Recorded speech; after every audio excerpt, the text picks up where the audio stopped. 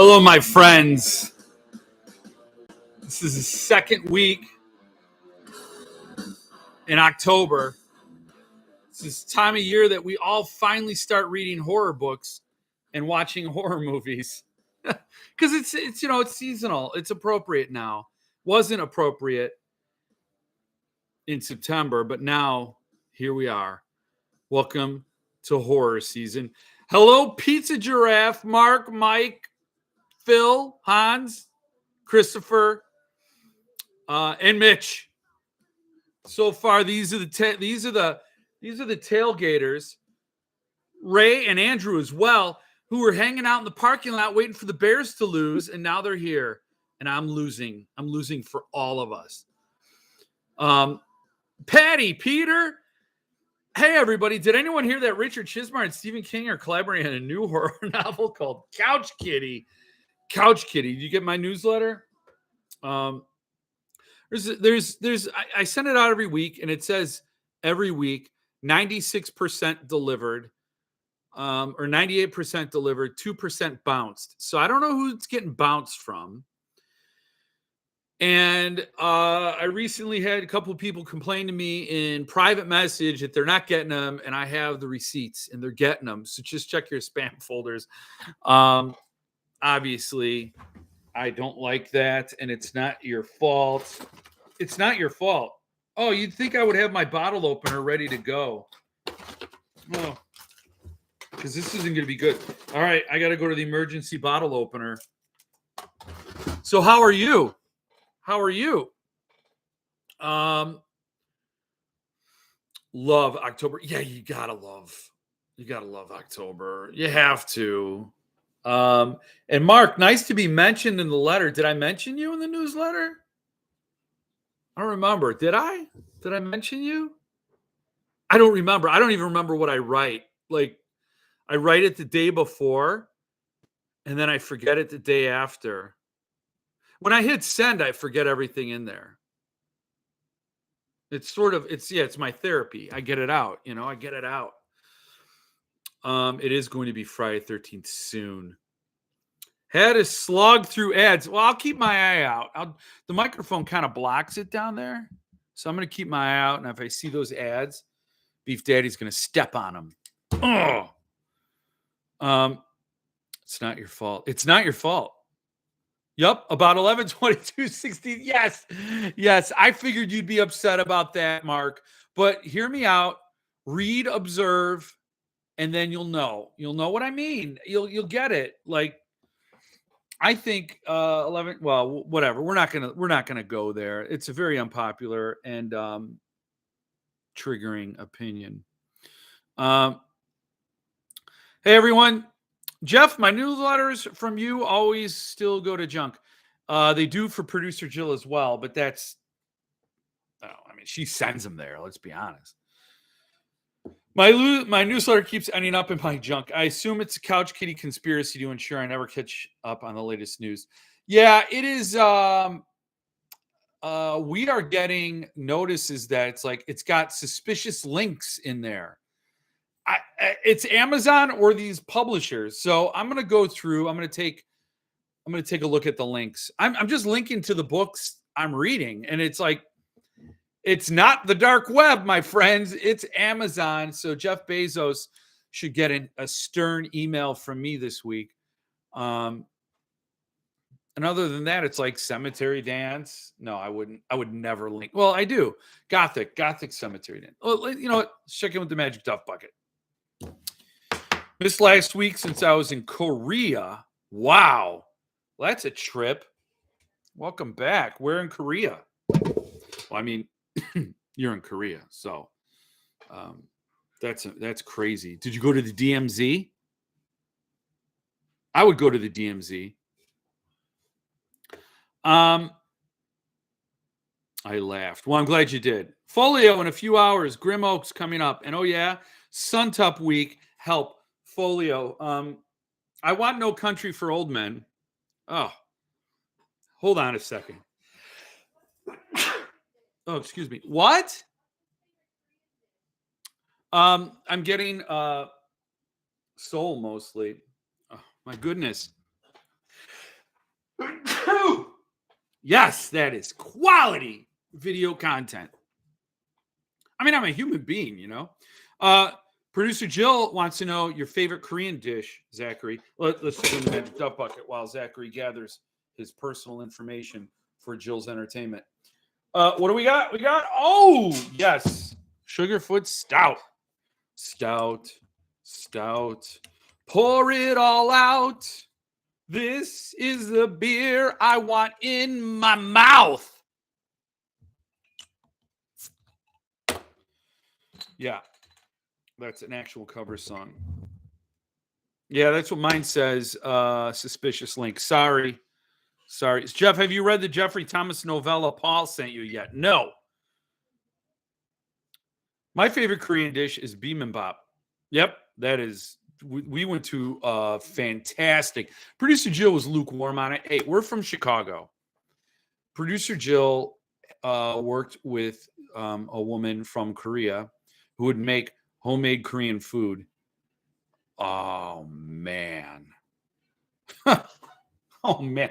Try to take that food away from me. It was just so fantastic. And we were at some great, delicious Korean barbecue restaurants in Chi-Town, you know, before everybody got murdered. And, but we found a good one in Chattanooga. And if you don't know, I'm pointing right to Chattanooga, like right there. And I loved it. I was like, oh.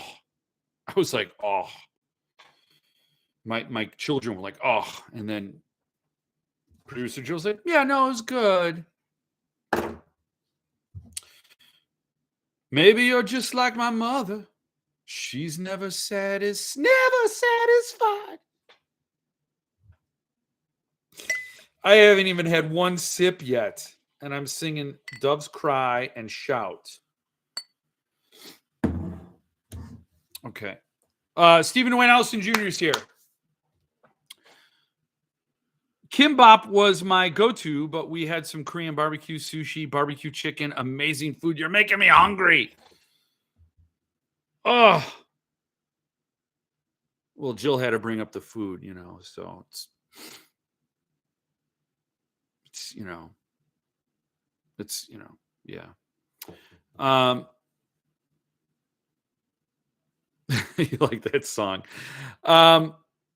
So I love that Sugarfoot. Have to get me some more very soon. Mitch has got some.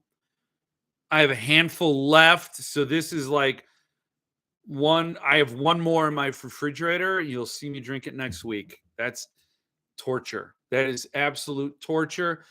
It's like knowing heaven's there, but you can't go there. That is hell.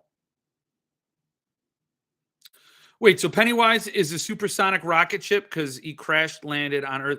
You can't. That's a spoiler. Mitch climbed over the crib wall and got his hot little hands onto a keyboard. Yeah. They don't have parental controls over there at the whole residence.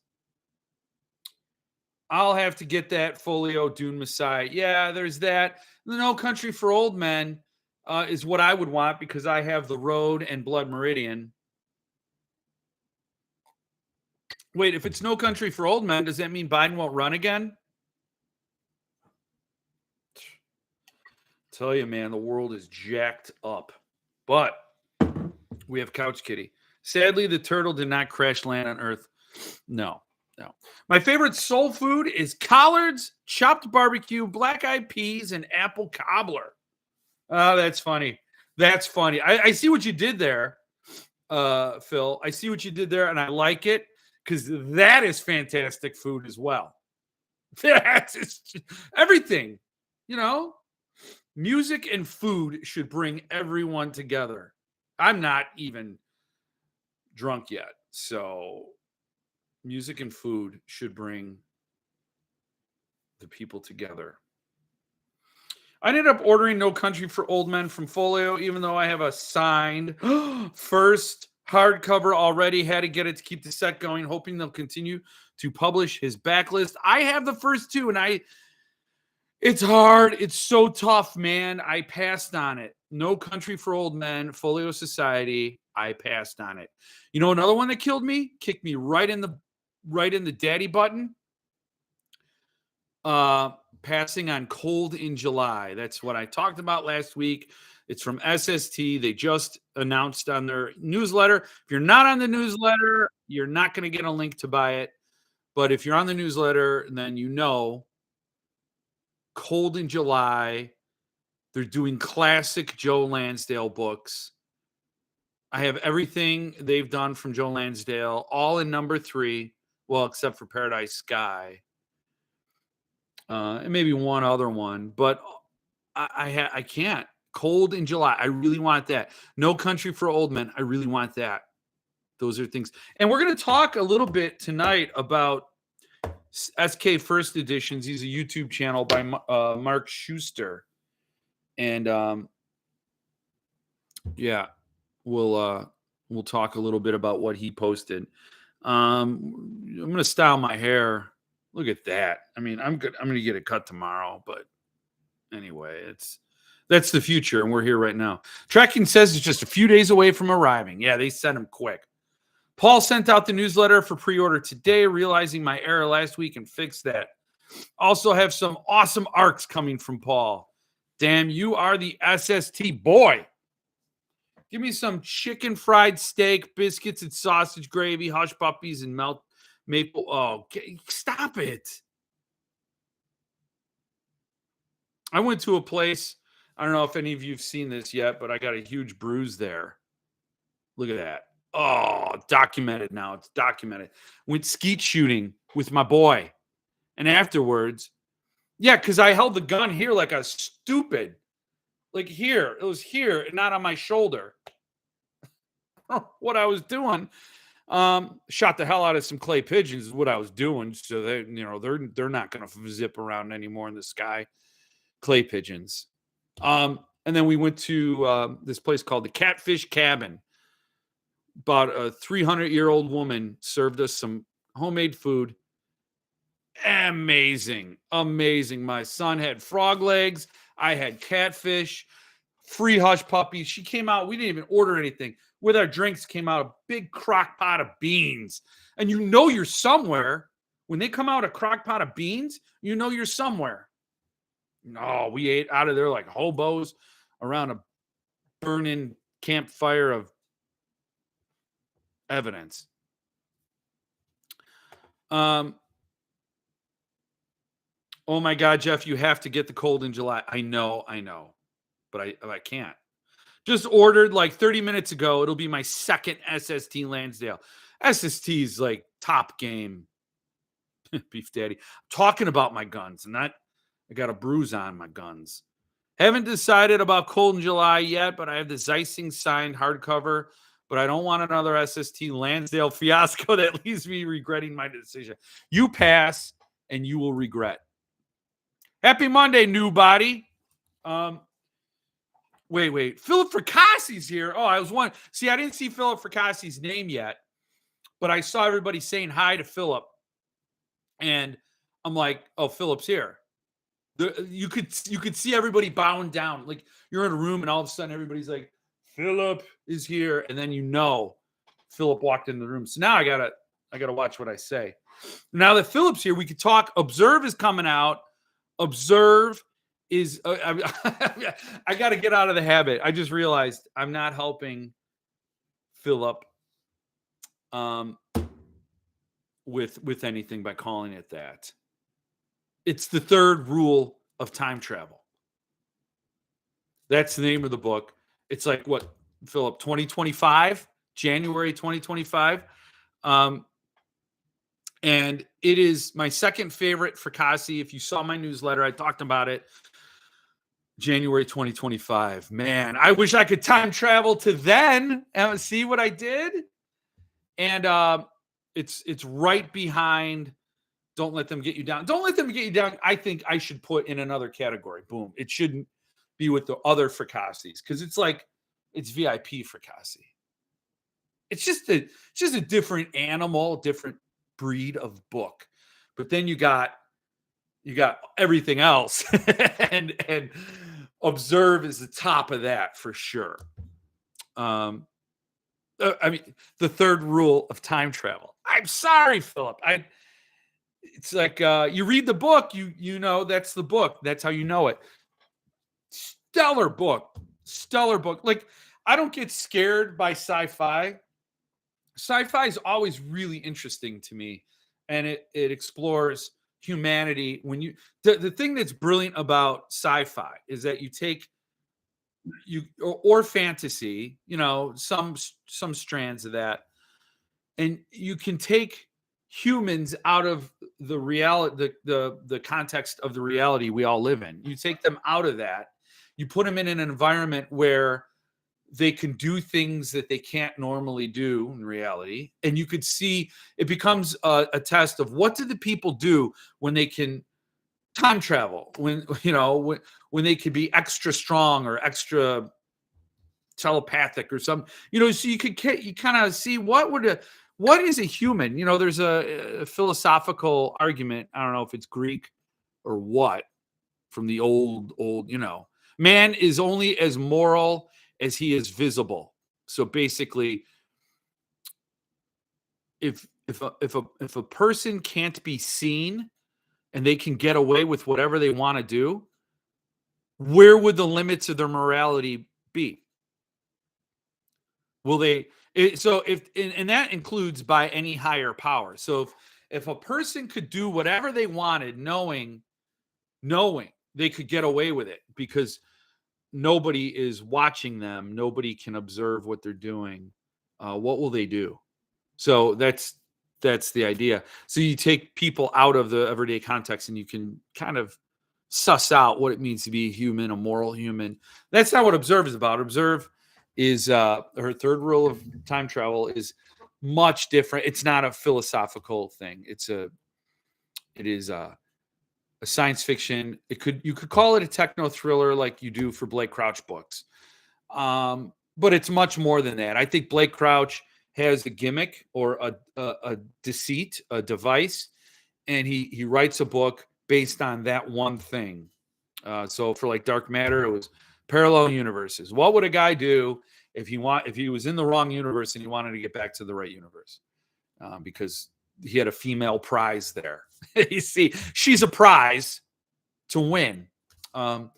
Blake Crouch traffics in archetypal characters because he sticks to the device or the deceit, and he goes after that, and then characters are secondary.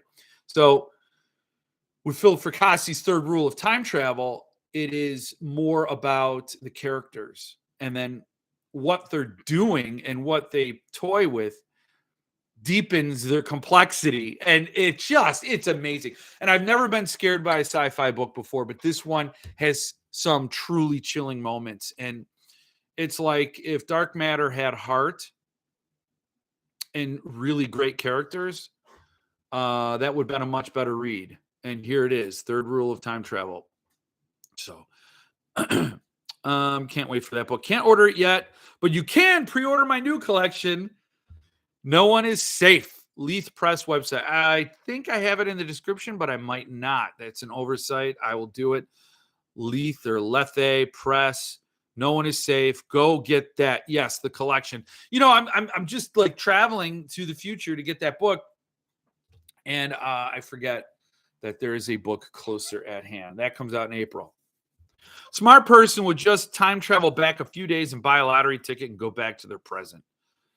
That would be a boring book, but a great move. Yeah, that would be.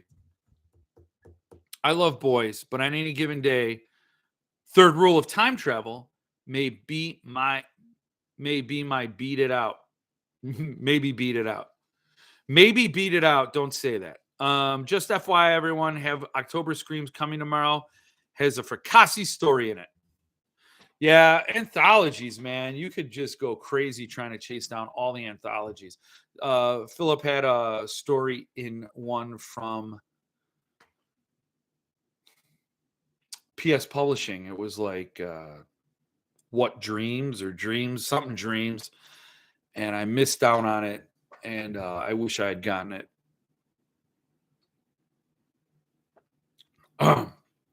I have like 98% of them. They're hard to get, man. There's so many anthologies. Shakespeare Unleashed. I mean, I have Shakespeare Unleashed, Revelations, the Bad Book. That was a fun find on VJ. I got it signed. I mean, just 13 Haunted Houses.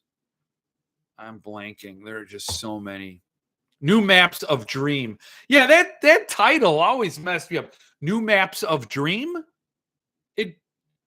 It sounds like broken English. But yeah, I wanted that one. There's so many books I want. But observe. No one is safe. Observe that no one is safe. But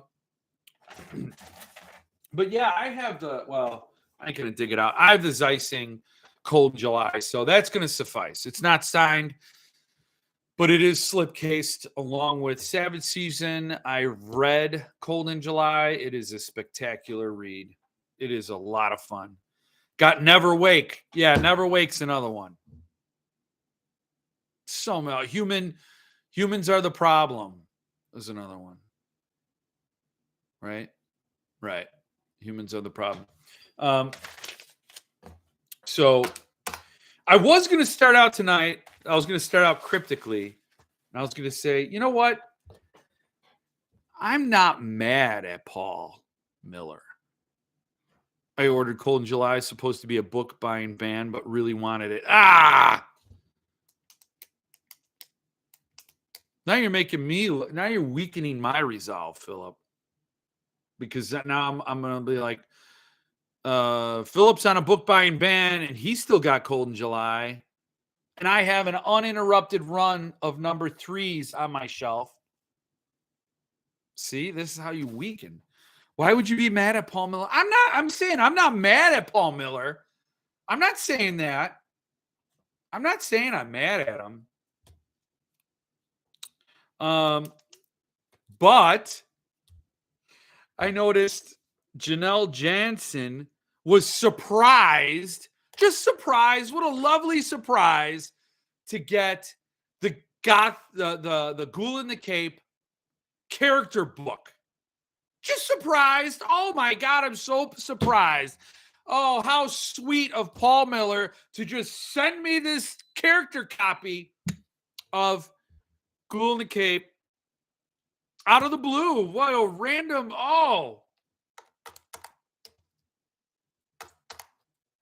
She reads to cats. That's her. She reads with cats, but I like to joke. She reads to cats. Sure, she's a great person. You know, she probably crushes me in influence. You know, I mean, was a 50-year-old doughy white guy. You know, I'm not a blonde woman, so nobody wants to see me, you know, or hear me, or talk to me, or be around me. But he just surprised her with like a grail of mine. And I pump his books up. I might have helped him sell a couple here and there. You know, I beat the drum on Boys in the Valley, Ghoul in the Cape, Gothic, Goblin. What else? Marla, Midas. You know, I've done my share of pimping Earthling books, and She Reads to Cats gets one. I think she has a deal. I think she's somebody who's reached out to both or these small press people and did a pitch and said, I'll be your thing and put it in your marketing budget. Like, seriously, any small press publisher could send me a book and chalk it up to marketing because I'll be showing that book. Here's that book. The video lives forever. Hey, what's this publisher doing? I did a publisher spotlight on Earthling. Did She Reads to Cats do one? I'm not mad. I mean, this isn't like an official rant or anything. You know, it's not like it's official. You can't pass on Cold in July. I'm going to. I have to. Wonder if Drive-In will be one of the SSD classics. Oh, man, that would be amazing. I can't. I got to pass on Cold in July. Golly, the guy who was given a free lettered Red Dragon is jealous. Okay, now I have sold a lot of Suntup books, I would say. You know, I'm an admin on the Suntup fan page, and I've let in a lot of people who say, I'm here because the Jeff Word told me about Suntup and blah, blah, blah. And I've done interviews every month, and I do the countdown every month. I mean, I've worked pretty hard for Suntup, and yeah, I got a lettered Red Dragon, and that is just mind blowing. And I got a lettered Butcher Boy, and that's just mind blowing. I mean, you can't. I'm eternally grateful. Those are like just gems. I'm not mad at Paul Miller. I'm not mad at Paul Miller. Paul Miller is an amazing guy. But yeah, I don't know. I don't know how many Earthlings Janelle sold. Edgelord alert. Okay. Jane's here. Jane was also potato. Why? You're way better influencer than her. She doesn't even have a grain beard. I know. She doesn't rant about the chiz. You know, I'm going to be talking about him too. Janelle works for Paul. She does his social media. No, I know she does. I know. And I'm like, she probably worked the deal with him and all that and posts. Give me your login information. I'll post for you.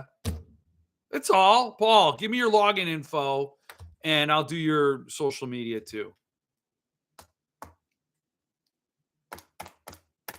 I'm just don't go running to Paul Miller and saying, Beef Daddy's awfully tweaked, man. He's feeling away. So don't tell him I said any of this. I'm going to go back and erase it all anyway.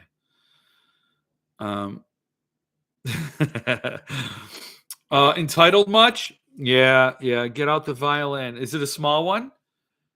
And a Butcher Boy. Honestly, it's the least Paul Suntub could do. He's just a jealous boy. Yeah, I am jealous boy. I'm mad at Paul Miller. I lives in the wrong Concord, Massachusetts versus North Carolina. I mean, I guess if she didn't write, why did she have to go and write?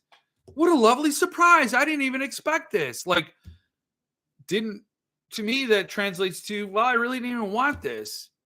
And I'm so surprised.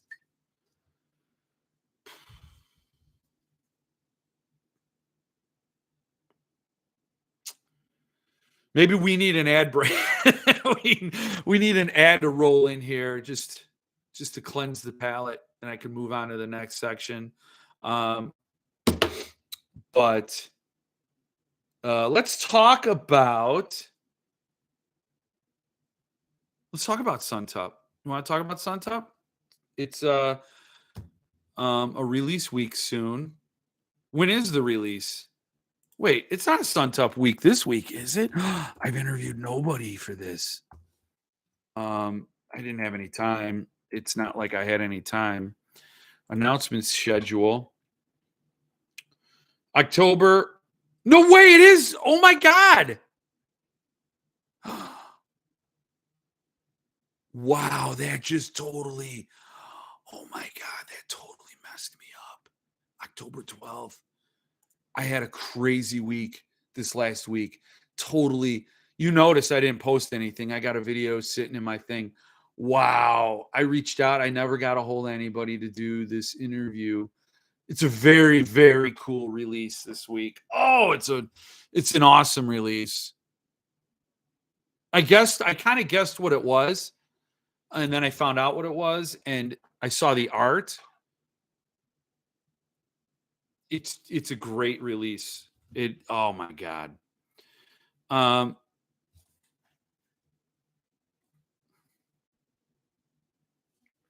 This is going to be awkward when your copy arrives in the mail later this week. That would be awkward. I'd be like, oh, okay. No. Paul Miller's been great to me too. He's sent me arts and, and all that. I was jealous. It's ugly. I'll admit it. It's ugly. Jeff. I didn't say I. Geez. Oh, I messed up. Okay, I'm sorry.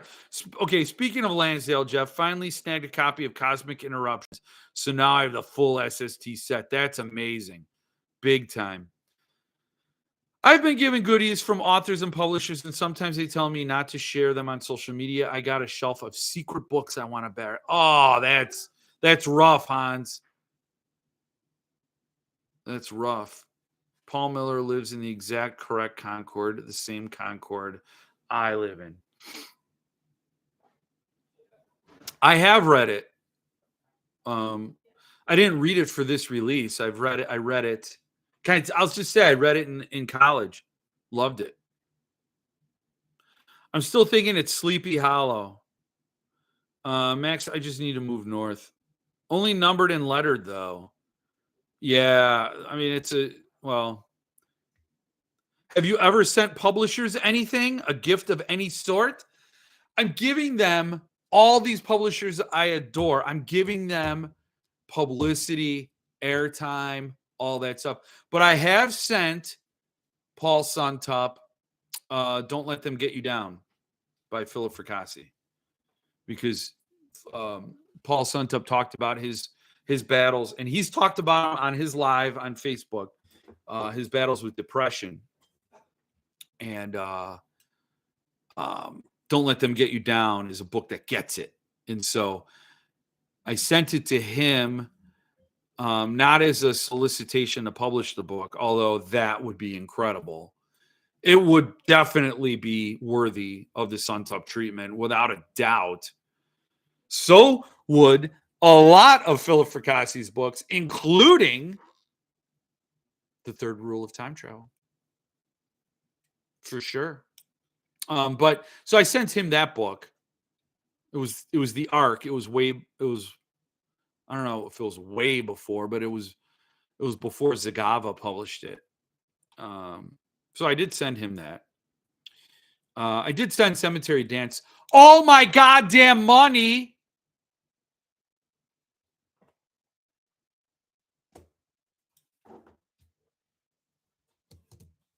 So too bad Zagava already made an awesome edition. They did, and it's not too bad because it's great.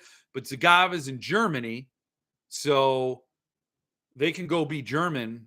And over here in between the oceans, we can have North American rights sold and given to Suntop. We need a limited of A Child Alone with Strangers.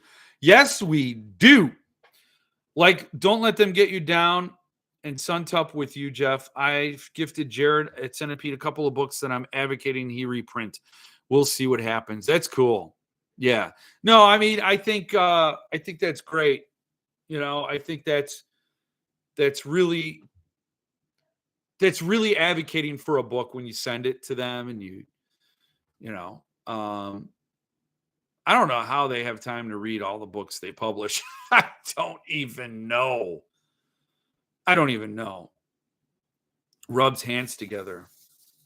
Let the rant out. Feels good. Ugh. So speaking of Cemetery Dance, remember when Chismar was asking for people to give him or sell him Stephen King signed books because he wanted to get his little boy's bookshelf all up to baby goodness?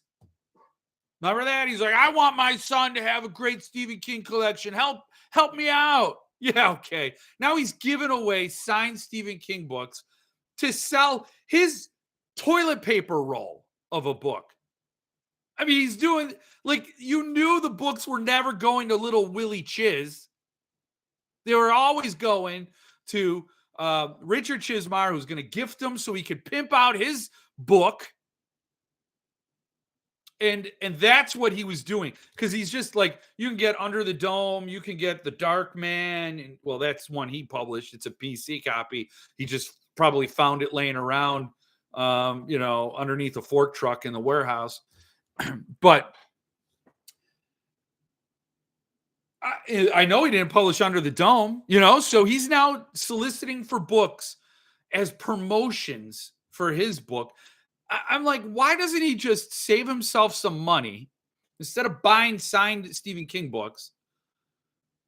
Number one, why doesn't he get the goddamn King to sign Flight or Fright so they could get that book out finally?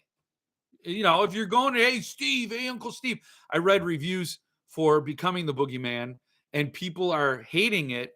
They said the only thing that worked in Chasing the Boogeyman was this under this wonder: is this true crime or is this fiction? And then they find out it's fiction. It feels like a rug pull, but at least during the time they didn't know, they felt like I'm reading a true crime story. So this is kind of cool. Well, Becoming the Boogeyman, the curtain's been pulled back. Everybody knows it's bullshit, and they're like, now it's not even working. And all he's doing is name dropping Stephen King.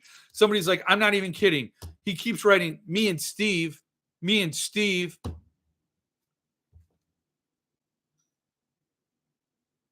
So that is what I planned on saying about CD. Dick Chiz, Chizapalooza. Yeah. Yeah, that's a book event. He instead of spending your money on buying limited signed Stephen King books to give away for your shitty little book, instead of spending money to print t-shirts, why not just create ghost accounts and buy your own damn book? Just like, I don't know, give everybody a coupon, say, hey, could you just buy that book? I'll give you this much money and you go buy this book, and it'll be fanned out across. Just pay people to buy your book. How much did it cost him to do the shirts? How much money did he spend on signed Stephen King books? Because those are not cheap.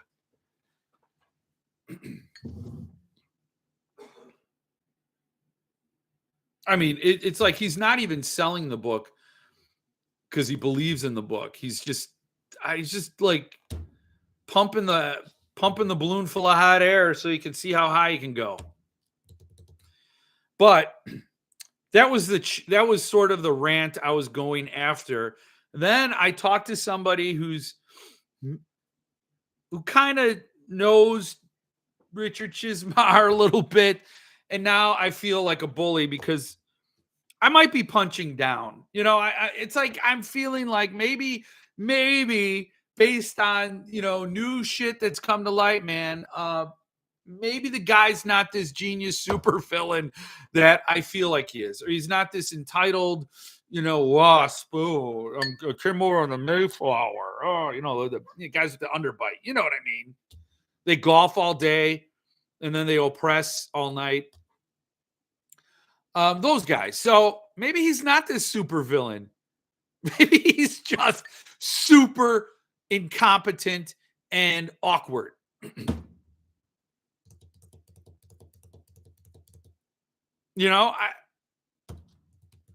I just feel like with this new information that maybe had I actually met Dick Chiz, I would feel like a frothing maniac screaming at the clouds because this cat's not getting it. It's not that, yes, of course, I thought at some point he's going to hear me screaming.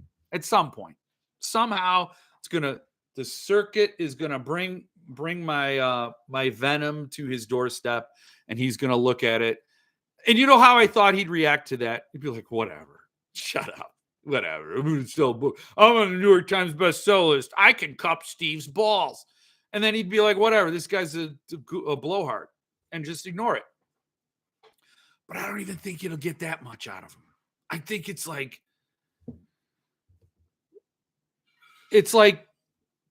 punching SpongeBob until you're exhausted, and then you just collapse.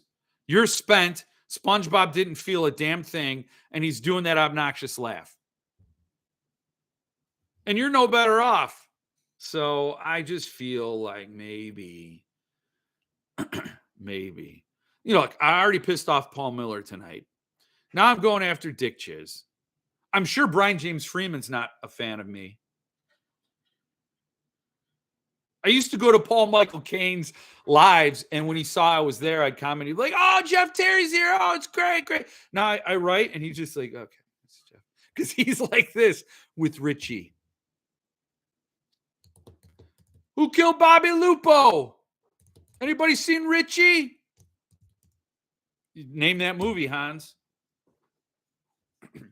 Did you see the list of books from the email CD sent out on the 29th for one of their longtime customers is selling their SK collection. No.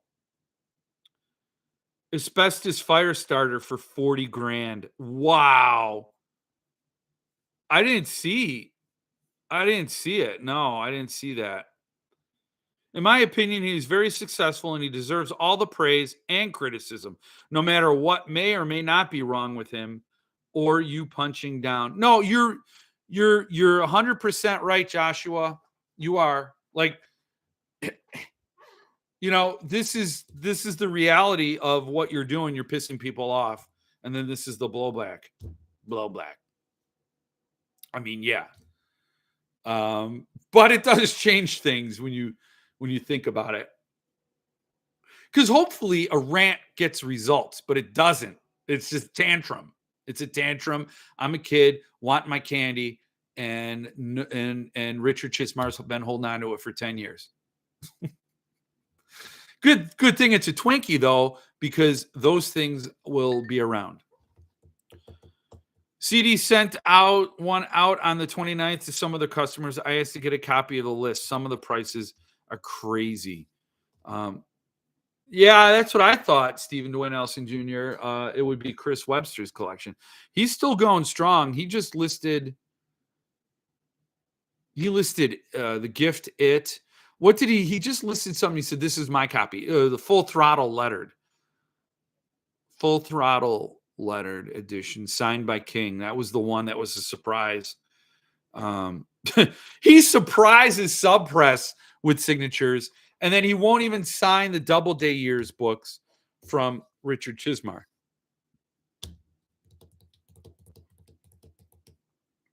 I don't get it. And Stephen King will also sign PS Publishing books. The lettereds of PS Publishing editions are all signed by King, but he won't sign the lettered editions from Cemetery Dance. Although he has signed, it and Dr. Sleep and Sleeping Beauties and etc. Darkman. He has done signed books from Cemetery Dance, just not the Doubleday Years, which is weird. So Saturday night, I attended a King Collectors gathering in Maine. Oh, really? Nice. You went all the way to Maine, huh?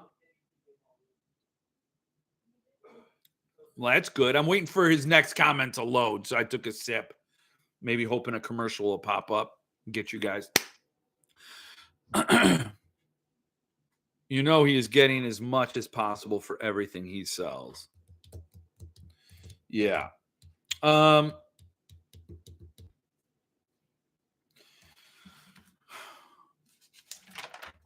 else am I going to talk about? I talked about Earthling. Borderlands sent some email. I got some email from Borderlands that said, sorry for the typos in the previous one. I didn't even get the previous one, but I got their apology. And then I think they had more typos. They're a joke. They were selling their next little book. They're circling the drain real bad. I hung out with Chris Webster, Paul Michael Caine, David Williamson, and a ton of other collectors. That's awesome. I just saw a picture of Paul Michael Caine with Jesse Farrar Nelson and the guy who does skcollector.com. So I didn't know there was some super secret group. Huh. Must be nice. You guys are like the Skull and Bones. Is that what it is? Skull and Bones, Jill? Skull and Bones. Yeah, that's it. I was talking to all them dudes. Yeah, wow, that's awesome. That is really awesome. Meh. Stephen Dwayne Nelson Jr. is like meh. But think about this, Stephen Dwayne Nelson Jr. Look at all the power you could be speaking truth to. If you just went, you could tell them what you think of them. Was Paul Suntup there? Paul Suntup. He's pretty much a huge player in Stephen King collectibles with Just Misery, with the Covers collection, with Dragon Rebound. If anybody gets a ticket to that, it's got to be him. Unless he passed on it. Paul Michael Kane, had the prototypes of the shredded Bible. It wouldn't even hit their radar if I was. Really? So the mauled Bible, you had a Bible, a bunch of cut up Bibles. I mean, if you're a hardcore Christian, that's blasphemy. Oh, speaking of which, the people we bought this house from were good Christians, big time Christians. And so when I went in the basement, I would like to meet Bob Jackson someday. Oh, I'm sure he was there. David Williamson, isn't he Betts Books? Betts? I don't know. And I went in the basement and I found this book.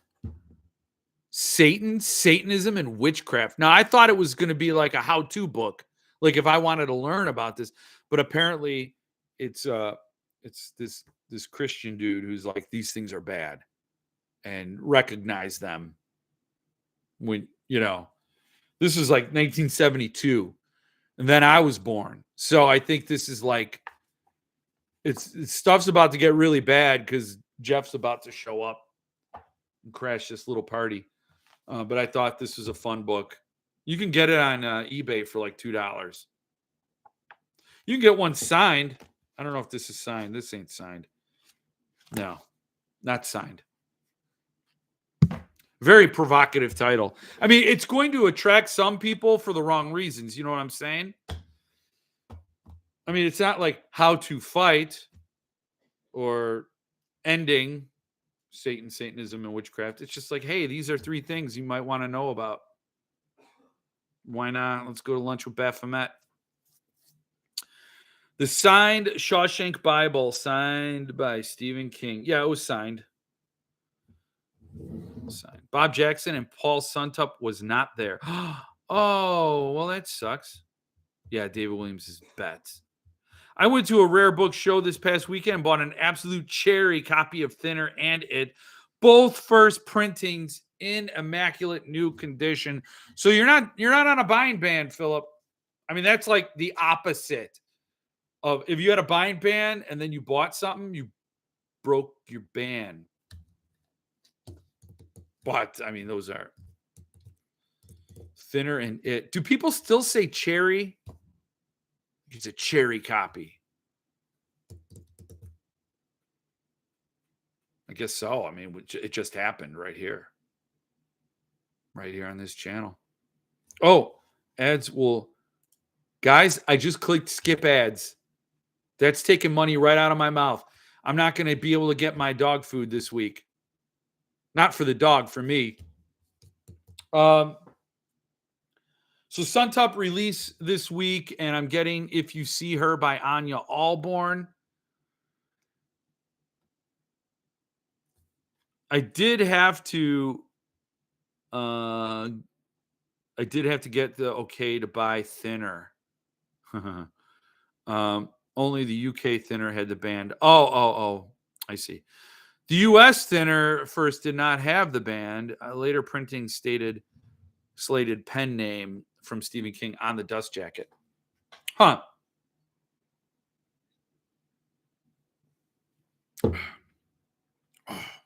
Mitch, 18-month-old baby makes a hell of a beer, man.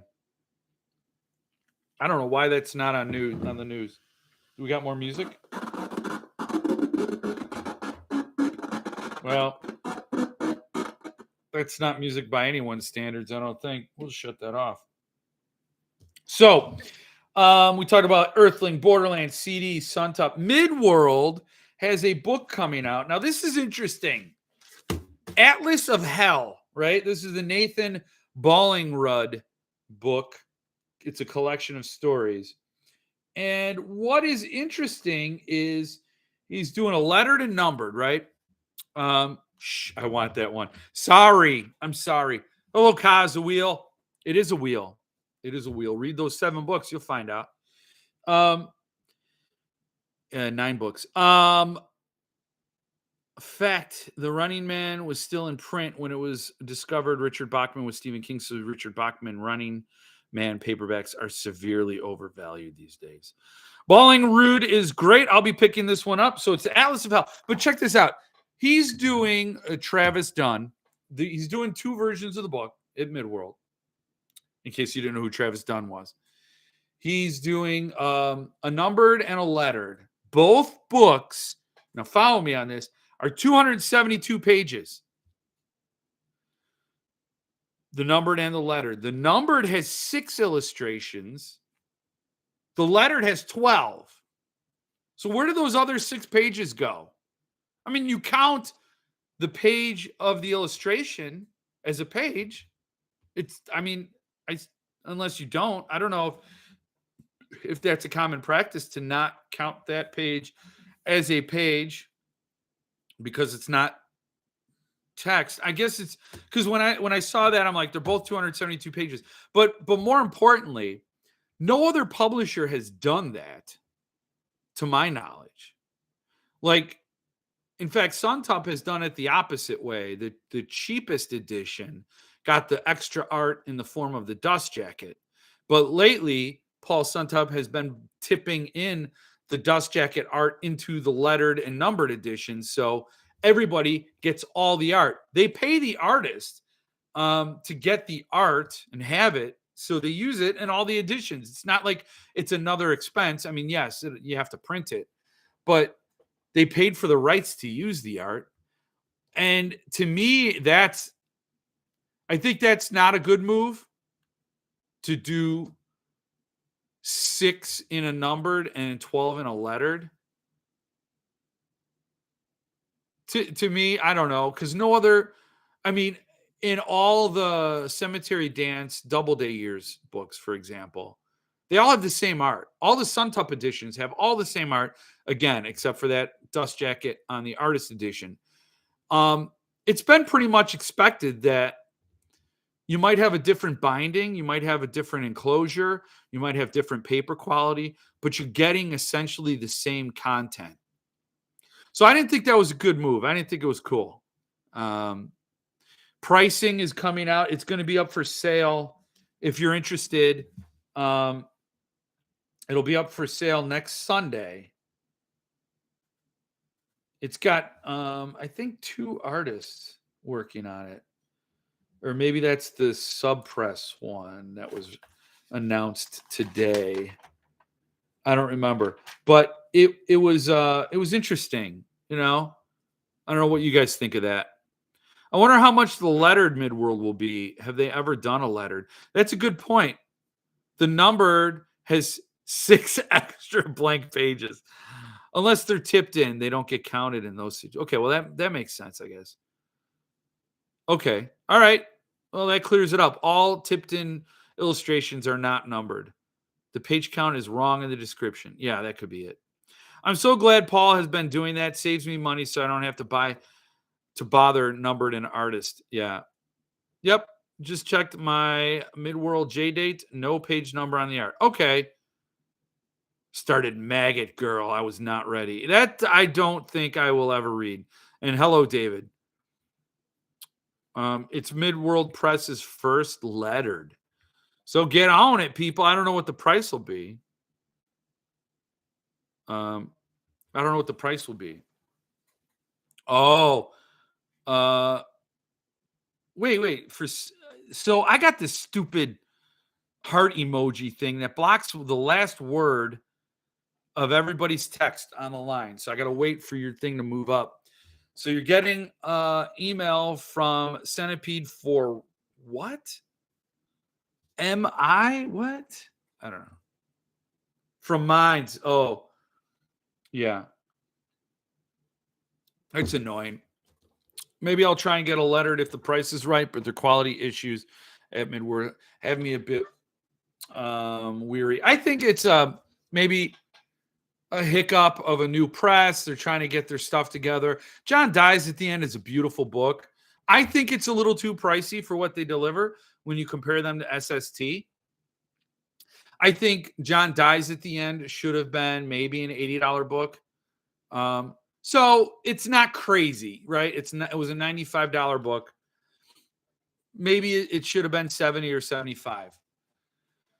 But it's a fine book. It's great quality. I really love it. Um, well, now that I'm thinking about the paper is a little flimsy, but anyway, it's a good book.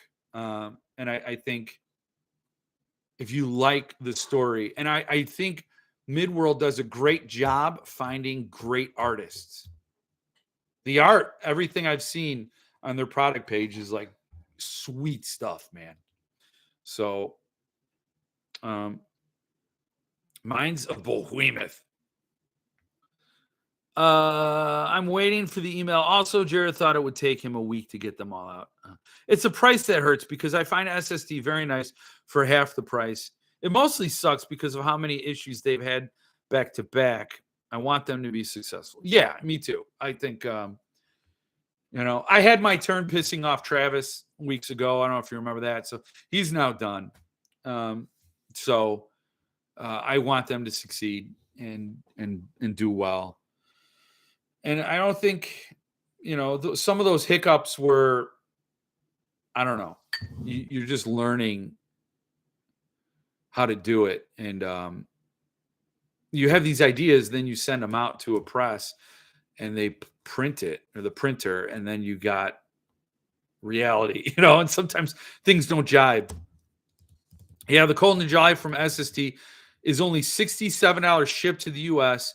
Great quality and amazing price from what we get for SST. I was also looking at Cold in July, British pound to the dollar. That's what I'm looking up right now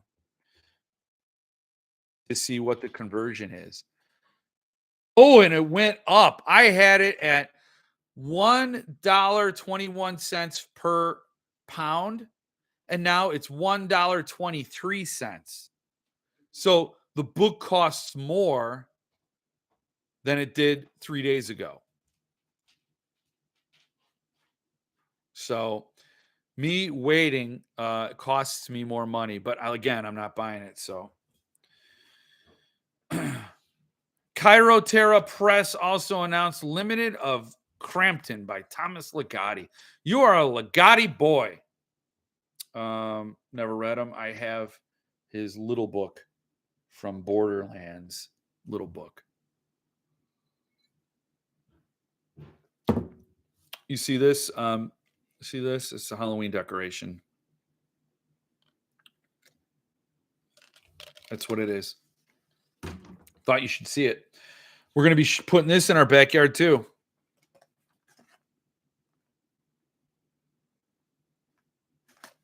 And he's like, whatevs. I mean, that's what he's doing. Whatevs. Jeff, what did you do to tick? I don't know if I ticked off Travis. I was ranting about him calling everybody on his email list racist. That's what I was ranting about. Thought it was a dick move. Pissed me off. And then I aired it out. And then everybody here is my therapist. I'm supposed to have a Borderlands little book out, but they haven't sent me sig sheets yet. Been a couple of years since I turned it in. That's the Poe one. Did you get paid, Philip? Did you get paid? I bet you didn't.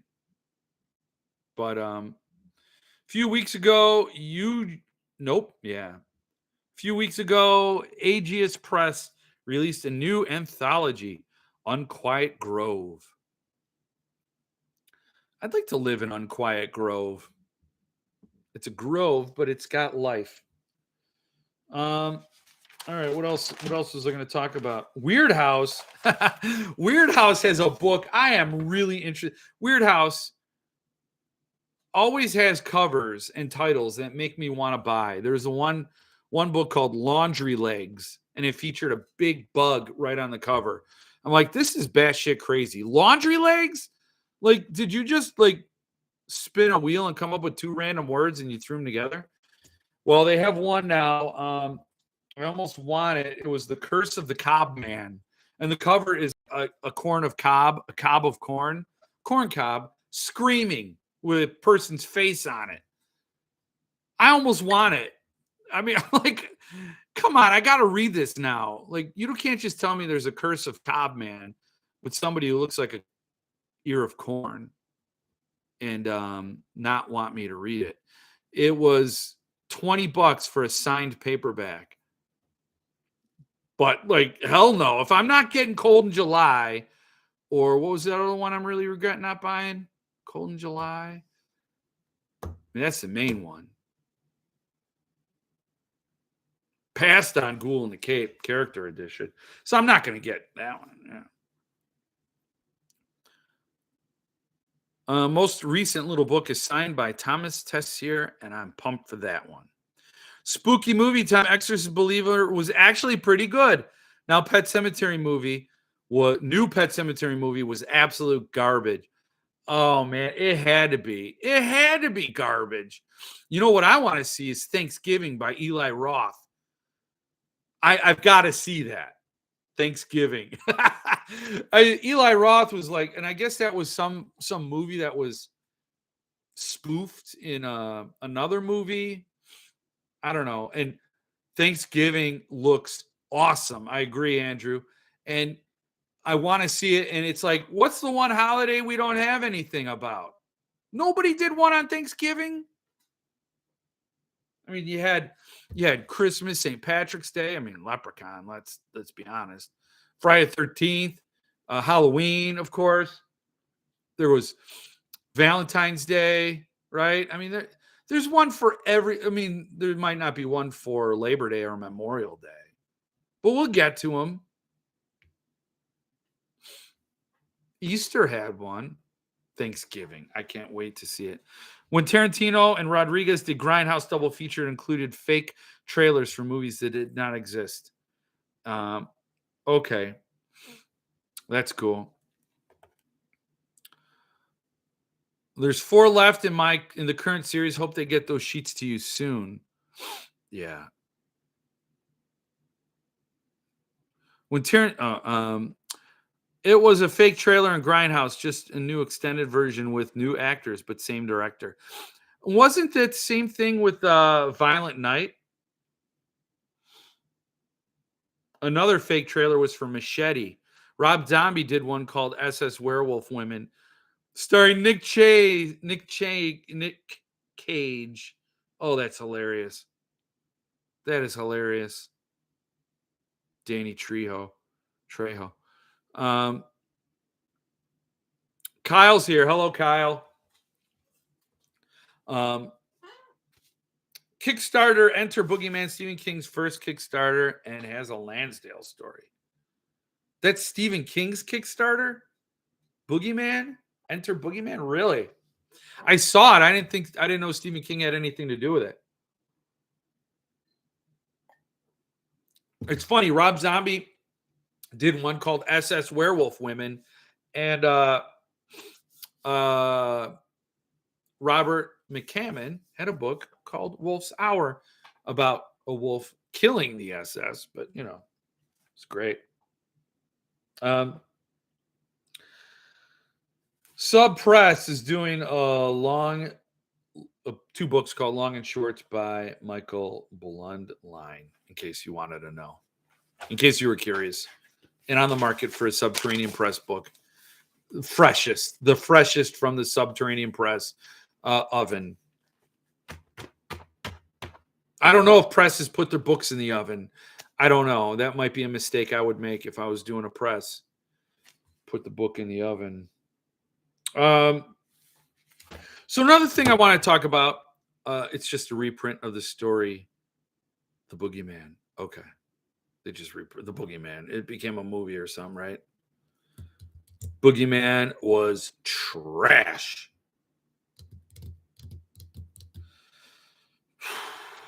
I mean, it's so I have a whole different set of expectations when it comes to movies.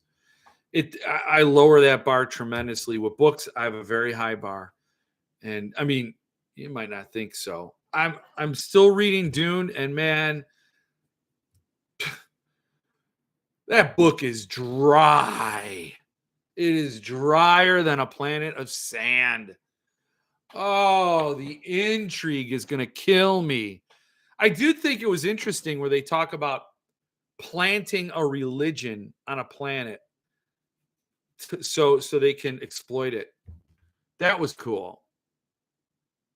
A lot of great ideas in the book. A lot of things in Dune that you could study and sort of unpack and dig into. Some really interesting things touched on, and I'm not far at all. So hopefully I start to read a story. I would like to read a story. Is there a story in there somewhere in all that sand? I think there might. If I do, I have to sift like a little thing, and then oh, there's a story. There it is. See that clump? That clump.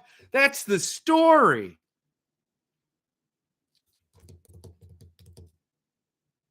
Chad's here. Hey, folks. Women was a nod to the Ilso she devil of the SS and 70s Eurosleeves movie titled Werewolf Woman. No, I'm sure. I'm sure it preceded McCammon. Chad, he hopes you're all doing well tonight, and I think that he's trying to protect you from me. I was just bored with the movie like usual. Yeah, and it's I never had any desire to see. I never want to see a Stephen King movie. How far into Dune are you? Not far. Did you at least like the new Dune movie? I didn't see it. I didn't see the old David Lynch one. I didn't see the new one. Never read the book. So this is all new to me. Help me school Jeff on 70s Euro sleaze. I don't know any of that. No, I can't give you a page update, Stephen Dwayne Jr., because I was wrong about the page number I told you about recently. And I'm not even at that page I told you. So it's kind of bad. Sadly, it looks like we will never see machete kills again in space. Love the Dune movie, but don't even want to touch the book. Well, it sounds like you are fighting the book as opposed to just going where the story takes you. No, I'm going there. I just don't like when I get there. I'm looking around. I'm seeing big arched ceilings and a lot of people doing nothing. They're not doing a damn thing. They're talking about things and trying to figure out what the other person's doing. And they're not going anywhere, doing anything.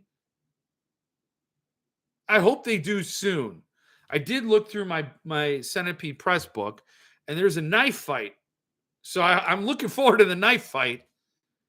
It's a knife. They've got two guys with no shirts on, loincloths, and they look like they're going to stab each other. So something's got to happen. I know there's a big sandworm. It's not Star Wars.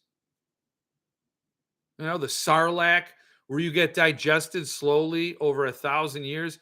But I'm sorry, if you're in an airtight area and you don't get air, you're dead in 8 minutes.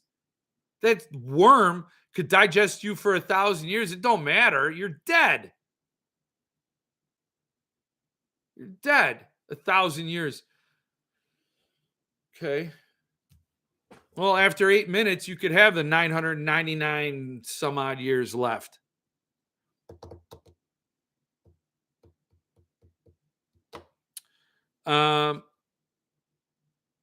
He's a young pup. I'm not young.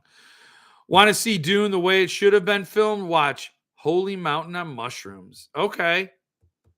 Oh, you'll love Dune Messiah then.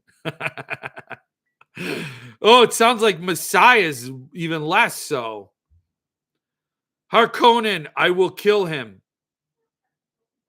Harkonnen. Well, how would you say that word? Harkonnen? It sounds like something you get from Pfizer. You have trouble living? Take some Harkonnen. I don't know. How do you pronounce Harkonnen? Harkonnen. The talking will end soon and there will be some fighting. Dude, there are quite a bit more to come. Don't worry. The Sadukar are coming soon. Oh, those people are badasses, I heard. I bounced off Messiah a couple of times, but now it's one of my favorites in the series. Wow. I mean, like, I guess, should you read a book? This is a good question. Should you read a book that, like, I'm not like when I was reading Queen of Bedlam, When would be the next opportunity I could read? I was reading that book. Like, loved it. This one, it's like, I gotta go pull some weeds. I'd rather do that. I gotta go leaf blow some leaves. I'll go do that. Harkonnen. Harkonnen. Harkonnen. Dune, it's October, baby. I just got done reading Josh Mallerman's It Waits in the Woods. 50-page party, only 99 cents. I know it's October. I was supposed to read Dune in June. Didn't do it. Got other books to read. I'm really itching to get back to the Matthew Corbett series. Itching to get back to it. I haven't had the courage to try my third attempt at Dune. It'll likely be my last shot at it, and then I'm left with the tough decision to probably bag the Centipede signed limited. Well, you'll get your money. You'll get your money on that signed Centipede Press book. I don't know. It said ads will run shortly for some viewers. I skipped it. Just go to the Matt Corbett books. It's what you really want. You can DNF Dune. No biggie. No. You would not be the first reader to DNF Dune. I am going to read Dune. I'm going to read it. I could see in the book brilliance, right? I could see incredible thinking. I can see that, the world building, the whole sort of the way he thumbs his nose at religion, and there's a lot of, I think, subtext to this book, and I'd like to get to it, but I also want a story that pulls me in. I'll give it a little longer. I'm going to at least try to get a little further. Like Ron, I think if you, I think if you read it for the third time, you have to at least go further than you did the first two, is what I think. There's a graphic novel version of Dune. First two parts are out. Yeah, I want to read it, though. Maybe. I haven't been able to sell the Orson Scott card sign limited from Centipede at original publisher's price. Been 3 weeks now. Yeah, but Dune's a different animal. Dune is like celebrated. I think, Jared beat Paul Miller to that starting line with Dune, so he's earned his. Of course, then there's a folio. There are a lot of editions, but you're not getting one as majestic as a Centipede. Although I'd love to see Earthlings. I'm sure that's going to be beautiful too.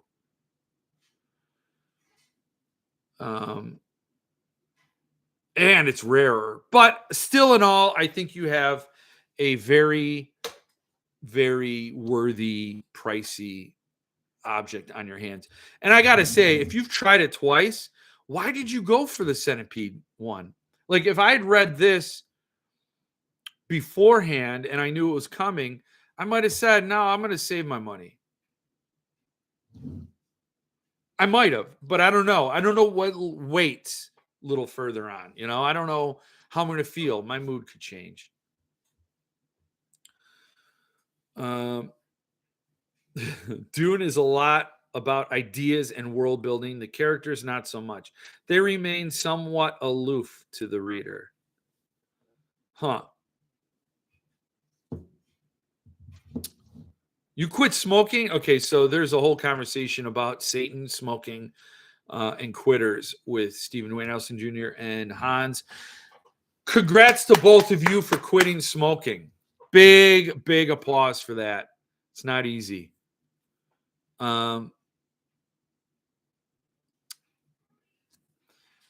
Peter, probably exactly why it doesn't work for me. Yeah, I want to know. I want characters. Both attempts at reading Dune were after I bought the first. Oh, so you bought it and then you tried. Okay, like me. So interesting. Don't get me wrong. The characters are complex and fully realized, but not warm and friendly. And, I can accept that because they're living in harsh times. It's a harsh world. There's all this, I just found out Jessica is the bound concubine of the Duke. So that's not a pleasant relationship. They bought her. So it's like, oh, this is cringy, you know? When you have a human buying another human, kind of a taboo thing, So it doesn't strike me as a very comfortable universe that they live in. So I'm gonna keep going, but and maybe it'll turn around. Yeah, you know what? Here's the thing. During Halloween month, October, I think I don't want to do horror books. Maybe I'll make it a tradition. When all the fall boys and fall gals and the posers embrace horror during Halloween, maybe I'm going to be reading sci-fi and fantasy during the month of October. Yeah, I know. I'm wearing the Pennywise shirt, but this is, a horror channel. But I think, yes, you heard it here. I'm starting in October. October is going to be sci-fi and fantasy month. There. Except the next 2 books I read are going to be horror. So I love negative characters and anti-heroes, but it's tough if they're secondary to world building and concepts and ideas. Isn't that like page 40? No, it's a little further than page 40. It's like page 70 or 60. Jeff, you're going to read outside your comfort zone. You got to check out The Blade itself. The Blade itself is coming to me. Yes, that's a good point. And I'm like, I'm going to read this book. I've seen pictures of the Curious King standard edition out there in the wild. It looks amazeballs. Oh, it looks so awesome. I can't wait to get it. One is inbound. I'm going to get that book soon. I don't know when. And the person on this channel who I don't remember who won it, they're getting theirs too. So 3 years this month. Well, congrats, Mark. That is great. That is great. Congrats to you too, Mark. It is not easy. Oh, Jeff, I'm on my 8th year not smoking, and I still crave. Oh, wow, that's brutal, Hans. 8th year, wow. Well, at the rate you read, Sci-Fi Fantasy Month is more like sci-fi or fantasy month. What? Oh, sci-fi or fantasy. Yeah. Well, I think Dune covers fantasy and sci-fi, so I'm good, right? That was me. I won. Well, Andrew K has whoever won's address, and it's en route. Totally out of my hands, dude. It's out of my hands, dude. Jill's out of the room. I can be honest with you. This was Jill. That was Jill that did that. That was Jill. No, it wasn't. No, it wasn't. So yeah, oh dang, I moved. The only other thing I was going to talk about was that Mark Schuster from Stephen King First Editions. Oh man, Jeff, you trying to classify sci-fi versus fantasy? That way lies madness. Yeah, I know. You can't do it. I can't do it. But so Mark Schuster, SK First Editions is his Facebook or his YouTube channel. He just posted a video that was it was personal to him, and he's talking about why he's selling off his collection. And basically, he's saying he had an addiction. And he talks about how he's prioritized books over getting his toilet fixed. He literally, a quote from his video was, having a book on your shelf doesn't actually fix a toilet. So he has a toilet problem, and he took money that he could have used to get a plumber. He said it leaks when you flush it. Now, did he take it off? Did he take it off the thing? It's not a hard thing to fix a toilet. What I'm saying is you could buy a wax ring for like $11. I don't know what they cost. You could buy a wax ring for $11, fix the toilet yourself, and buy the book. You know what? I don't know where he lives. I'll go to his house and fix the toilet if he gives me a book. I'll do that. But anyway, it was very serious, and I'm making light of it. But he was just using that as an example about how FOMO can take over, where he was thrilled by the hunt of these beautiful books, how he doesn't even read these beautiful books. And it sounds like they have an insurance claim because he's not even living in his house currently. He's living in a place that the insurance company put him and his family. I just went through that a couple of years ago. It was rough, and I dragged you all through it. So I'm not ashamed. I wasn't doing lives then, but anyway, he talks about how he couldn't justify getting the books. And the whole time he's talking, it really, I'm just saying this, it really felt like his spouse was off camera looking at him going, like, come on, get your confession out there. Tell these other dweebs that they don't need to be buying books. They got to go fix their toilets. And he's like, I bought a dehumidifier for my books when we could use a dehumidifier in other rooms. And it felt like these are things he was told and yelled at about. And now he's telling us about it. And this is why I'm not going to have my channel anymore. Or no, he's still going to have the channel, but why he's selling all his books.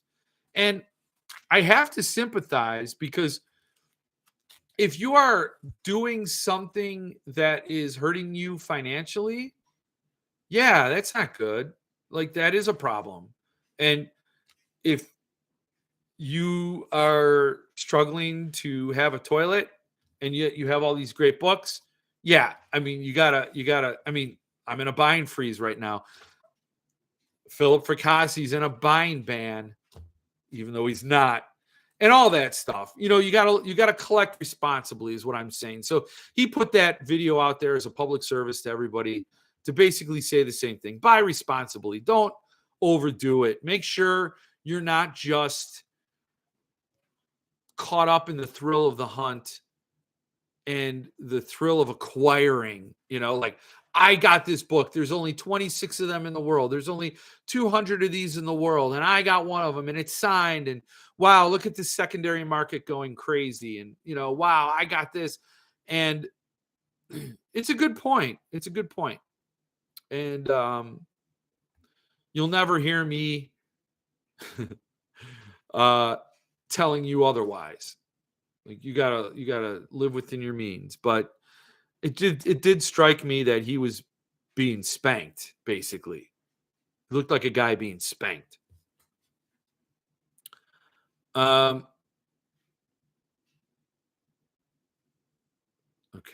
Blink twice if you're streaming under duress, Jeff. I'm always under duress. If you want us to call the police, show us your plumber's crack.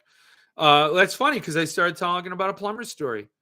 Over collecting is definitely an issue. Glad I made book friends who helped me realize I should take it slow. I thought we were all enabling you, Andrew. But wink 3 times if you need producer Jill to bring you another Sugarfoot. I only have one more. If she brings me another one, then I'm out, you know? So I got to savor it, you know? I got to savor it. Hey, I'm going to open up a bookstore called 1 and 2. It's going to be a bookstore that sells guns. First Amendment, Second Amendment, 1 and 2. It's the name of the store. So, and then we could go skeet shooting. Shoot skeet. I'm not on a buying freeze, more like buying heavy frost. I'd like to see that, Jeff. I will admit that I'm addicted to book buying. I fight at every release. I need to see this. What's his channel name? It's SK First Editions, all one word. SK First Editions. He started a channel identifying first editions, and talking about how do you know you have a first edition, all that stuff. So go check that out and check it out, and see. You feel for the guy. He's obviously going through stuff. He's built an identity around collecting. So him walking away is tough. It's harsh. He's not doing it happily.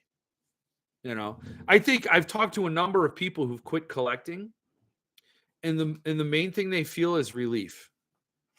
Isn't that crazy? Like they feel, I mean, not crazy as in I disagree with it. I understand. When I stepped off that Suntop train, it was with a lot of regret. I love Suntop books. I love every single Suntop book I have, and I want all the ones I didn't buy. But at the same time, you feel a weight lift. You feel like I no longer have to stress about the hunt or the burden once I catch my prize, if you want to look at it that way. That's kind of how Mark talks about it in his videos. So go check it out. He's a good guy. I sell a lot of books for more than I paid and like to think I balance a lot of my expenditures, but I've really had to slow down since writing full time. Yeah. I mean, you know what? You're creating and we're all consuming. I think that I always favor the creators over the consumers. I'm not in a buying. Oh, yeah. I'm always in a buying freeze, according to my wife, but she knows my addiction is real. Jason P. tried to buoy the King secondary in a video today. Really? Did he? I didn't see it. Where was it? Honestly, he's no different than Chris was. He just has better PR. Does he, though? Does he? So where did he do the video? Only one more Sugarfoot. Yeah. This one, and then another one, and then I have like 3 Journeys into the Nights. Those Jeff Word Stouts. You think Jeff Beef Daddy waited for his Monday Night Lives? No. That's an addiction. And Mitch, I still need photos and videos if you have any. I got a perfect ad campaign for you. Perfect. Just buy books from CD. You'll wait so long for the books, you will end up hating book collecting. True that. So he was on Facebook, where in his group, this Stephen King First Editions Buying, Selling, Collecting, or whatever the hell that group's called. I've slowed down to I collect but cannot sell any of them. If anybody here is thinking about selling, don't. Hold. Just think of Mel Gibson in Braveheart. He's got half his face is blue and he's saying hold. Like, it's like constipation, just hold it. Don't go and sell. It's right now, it's a tank, it's a crater. Let it dry up a little. Oh, damn it. I totally forgot. Thanks for that reminder. What are you talking about? Oh, the pictures. See, it's so funny. I'm like, Mitch, I need the pictures and the videos. I need stuff. And then he's like, oh, I forgot about it. What are you talking about? Sometimes it does feel like the collection owns me rather than me owning it. Yep. Doing the limited thing 30, 35 years now, and it seems like I've been feeling it more lately. Yeah, and it shouldn't weigh you down. Like these shelves, seriously, is like a mood altering drug back here, right? You look at your books, but what I've realized since I've pumped the brakes is that I have so many great editions. I have things that people are scrambling to build and try to find. Just for example, like the 4-volume Lansdale set. People are looking for that. You just completed it. I've had it on my shelf. I've enjoyed it. Looking at them, I haven't read any of the stories in them, though. Like, if I stopped collecting right now, I'd have enough to read forever. Like getting Cold in July. I've already read Cold in July. But damn, man, it's hard because I have all the Lansdale 3s. and SST is cheap. It's tough. It's a tough thing. You know, we all know. He was addressing books not moving at the normal asking prices. Oh, so yeah, I got to see that. I might get mad. I'm trying to sell my 4-volume Lansdale. Yeah, I know. I saw that, Philip. Philip, if people buy your books from you, will you sign every book? Can I get like the Philip Fracassi Lansdale set? Like, oh, this one was in Philip Fracassi's personal collection. So I had him sign the books. I'm just trying to help you sell books, man. Wish I'd known that a month ago, Philip. Jeff, pro tip, reading takes work, time, and effort. I don't do that. I love reading, Stephen Dwayne Allison Jr. I just have obligations, man. And there was a time when I was a young man living in a condo, no one to answer to. I could read all day on a Saturday. I'd lay down, I'd read, I'd get up, I'd make myself Totino's pizza rolls. And then I'd lay back down and I'd read. And then you know what? When I wanted a little activity, I would play video games and then I'd read some more. That was life before children. I've put inserts if required, saying it's from my. Really? You have, Philip? I've put inserts if requested, saying it's from my library. That is cool. That is fun, man. That is wild. I was kidding. But you know what? If it sells your books for you, Philip, that's a great addition from the Philip Fracassi personal collection. That's fun. That is fun. I love what Sean Lynch said on his channel. Collecting and reading are two different hobbies. Yeah, they are. I mean, there are people that collect and don't read. There are people that read and don't collect. And then there are people that flip. You know, I happen to collect because I love to read. I do, Steve Dwayne. I swear to God, I love to read. There's no better entertainment on this planet than reading. None. You can't tell me there are some, like, reading is a sustained high. You escape and you sustain it. And it's wonderful. It elevates you. It exposes you to new ways of thinking. It creates empathy. You look at people then like they are characters in a book, and you understand that everybody is thinking their own separate things. They're perceiving the world in a different way. It's the most beautiful, brilliant thing man has ever done, is writing books, and reading is the most brilliantly human thing we can do. Watching a movie or appreciating art is like doing a shot, right?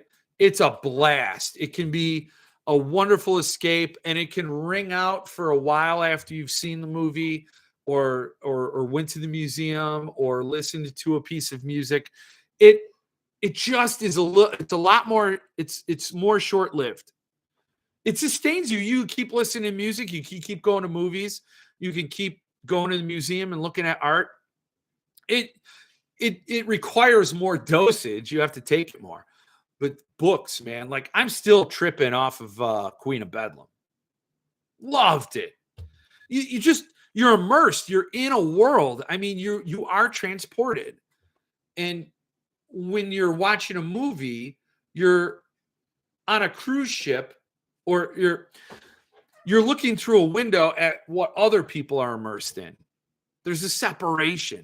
And there are brilliant movies. I mean, I'm not like, there are top tier movies. Requiem for a Dream, There Will Be Blood, The Big Lebowski. I mean, there are movies that are so. Fargo.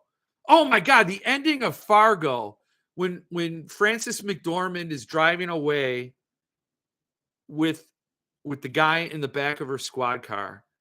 And that line, she goes, wow, how could you do such a thing? And it's such a beautiful day. Oh, Brilliant, brilliant, brilliant. Great stuff. But the book is better, man. The book is better. What did I miss? What did I miss? Dang, Philip, I wish I had asked when I got Dr. Sleep from you a long time ago. He wants a plate. He wants a book plate. Hey, kids, got to run. The boy needs dinner. Have a great week. You too, Philip. Thanks for stopping by. Thank you for being here. I'm going to be cutting out too. I'm about to say something that will trigger Jeff. I've decided to only buy certain authors for my trade editions to read. Wait. The rest I will just buy on my Kindle. Wait a second. Whoa, whoa, whoa. You're right. I've decided to only buy certain authors for my trade editions to read. So does that mean you're not buying limiteds? You're not buying okay. I got you now. So you're saying your trades are just taking up so much space. Gotta prioritize. Signed. Okay. So you're still okay. So let me get this. You're gonna read the trades, but you got too many trades going on in your little closet. I've seen. Oh, you guys got ads. Ads got inserted. They stuck them in. Well, so I'm going to be cutting out in a minute too, but Mitch is saying he reads his trade editions. So those are his reading copies, but he only has so much shelf space. So he's only going to be buying trades from a certain select group of authors. And then his reading copies will then essentially be on Kindle for all the other authors. And then all the other shelf space is signed limited. I dig it. Oh, excuse me. I think you're wrong. I think Kindle is wrong. But reading is for nerds, to be honest. Well, yes. Mitch, that closet only has so much room in it. Mitch, I'm right here with you. But then I'd walk to a bookstore and get back to square one. Yeah. Kid number 2 is taking away our extra room. Damn. Oh, book is always better. Yeah, it is. Hell yeah, it is. I read almost everything on my Kindle, but have to have the hardback for the shelves. After our 6 kids moved out, I now have a bedroom turned into my library. Wow. 6 kids, Mike. That's incredible. No. I'm going to buy limiteds, but I'm done buying trades. Yeah, I hear you. Kindle is evil. Thank you, Mark. I can agree with you on that. I have a blog post from a long time ago when I used to have a blog called Jeffing Off. And I wrote a blog post about how e-readers can go F off. 4 reasons. I gave 4 solid reasons with receipts. I think I shared it on the Jeff Word Facebook page. Go check that out. But I hate e-readers. But hey, you know what? To each his own. Mitch is only 18 months old. He'll learn. He'll learn as he gets older. So go check out SK First Editions. Check out his video. Maybe you guys will find a cure for your own addiction. You know, if you're collecting and you're hurting, get better. Stop collecting. You know what I'm saying? Just take care of yourself. Collect responsibly. Go have a rapture. I want to narrow my King collection to just 1 copy of each book, and I can't do it. Why would you do that to yourself? Don't do that. All of which have been debunked. They have not been debunked. E-readers are evil. Not debunked. Got to run for dinner. Okay, take it easy. Take it easy, everyone. I'm going to cut out. Philip left. You knew we were on borrowed time once he leaves. Ron had to go eat. Everybody wants to leave. As my eyes have gotten worse, I've found Kindle easier on them. Okay, so that's fine. I'm just being a curmudgeon. I'm not mad at Paul Miller. Don't get it twisted. Still mad at Chismar. But everybody, go take it easy. Tonight's horror movie is Tombs of the Blind Dead, directed by Armando de Osario. Nice. Sounds like an Italian horror movie. So take it easy. I will see you all again next week. Armando, I don't know. De Osario? It could be a Hispanic last name. I don't know. There's a tradition of Italian horror. I don't know. Man, not Italian, Spanish. Okay. Night. Good night, everyone. Good night. See you all online next Monday. Peace. Stay frothy.